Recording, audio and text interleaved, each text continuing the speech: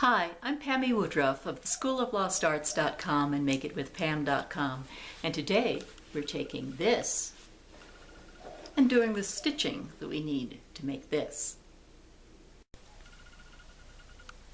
For our pillows we will making, one edge will show on the back, so it's a good idea to hem this edge to make it nice and neat. As you're looking at your fabric, your selvage edge may appear a different color as this side, or it may pretty much be the same color here. But as you look at the inside, you will see that it is woven differently.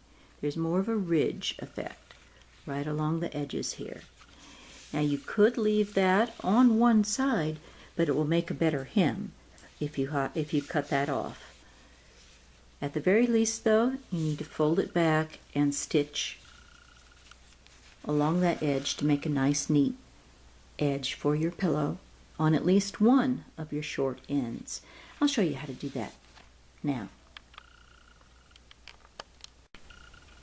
First, carefully cut along the edge of the selvage. You might find this easy to do from the front if there's a color change, or it might be easier to do from the back where you can see the texture changes from smooth to ridged.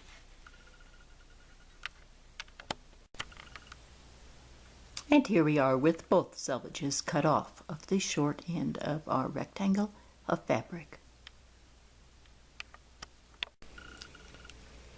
If you have an iron and an ironing board, the next step is easy.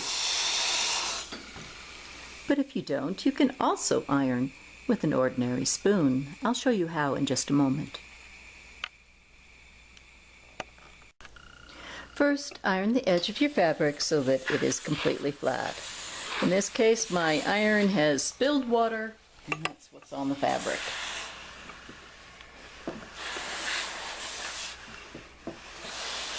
It'll evaporate. It's no big deal. Next, fold up 1/2 inch. If you have a stripe on your ironing board or on your fabric, you may follow that. Just pull that up and then press that into place.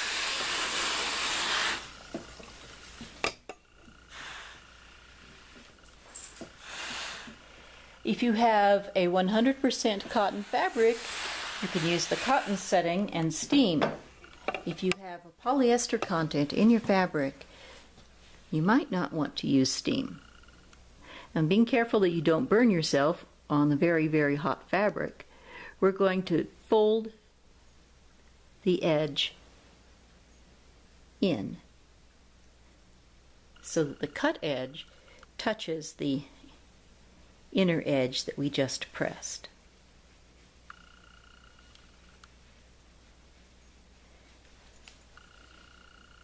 And then we press again.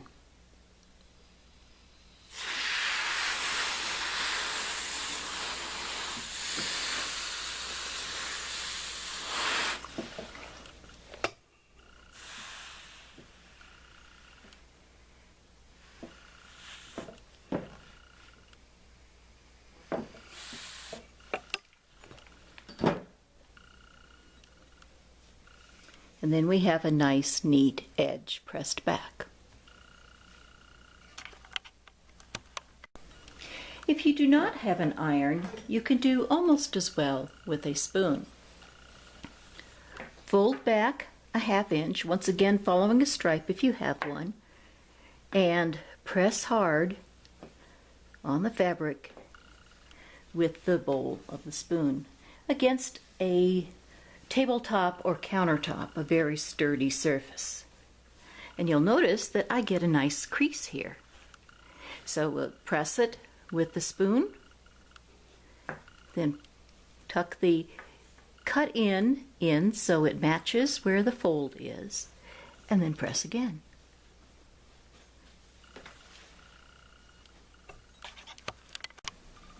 And so here we have a neatly ironed or spoon ironed up piece of fabric. As you can see, it is double folded, and so no raw edges will be showing. We will sew along this from the right side so that we have a nice, neat finish. When you get out your thread, you'll notice there's a small notch that the thread is fastened into. Sometimes the tip is covered underneath the sticker on the end. There are also kinds of thread spools that have a indentation around the bottom of the spool that catches the end. Wherever your thread end is, you can find that and pull off a section to sew with. Here is one of the spools that has the catch down at the bottom. So just simply unwind it from there. When you are done, you wind it back. Easy. If you are hand sewing, we will do the back stitch from the front, so that on the front you only have one stitch showing. One layer of stitches showing, that is.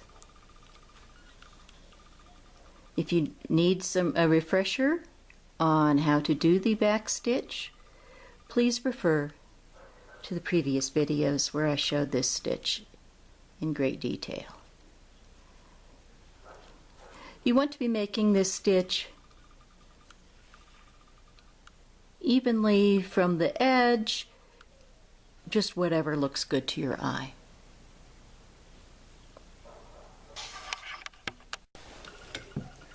I'm going to use this sewing machine to show you how to sew the seam by machine. First step, wind a fresh bobbin.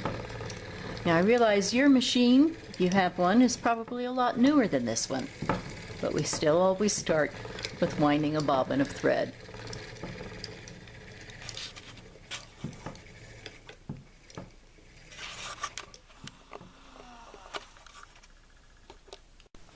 Okay, so now we're going to sew down this section that we just folded up.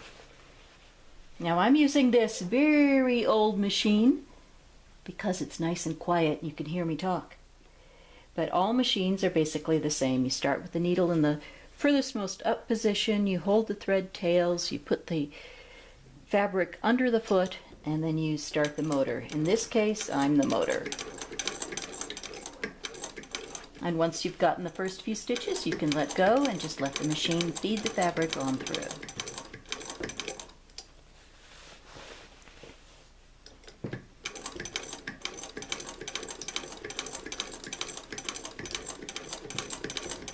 So it's nice and quick, nice and easy.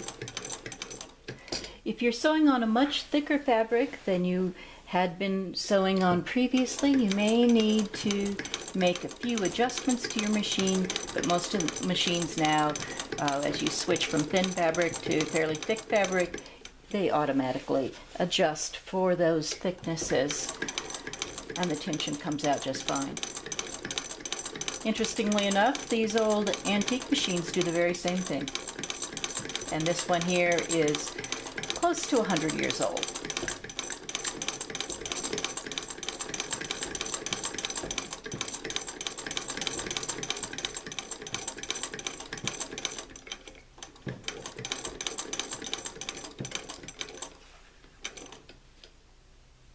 Then at the end, you raise the foot and take out the fabric.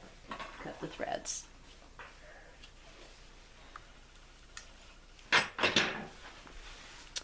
So here we have some nice neat stitching close to the edge of the fold. Perfect.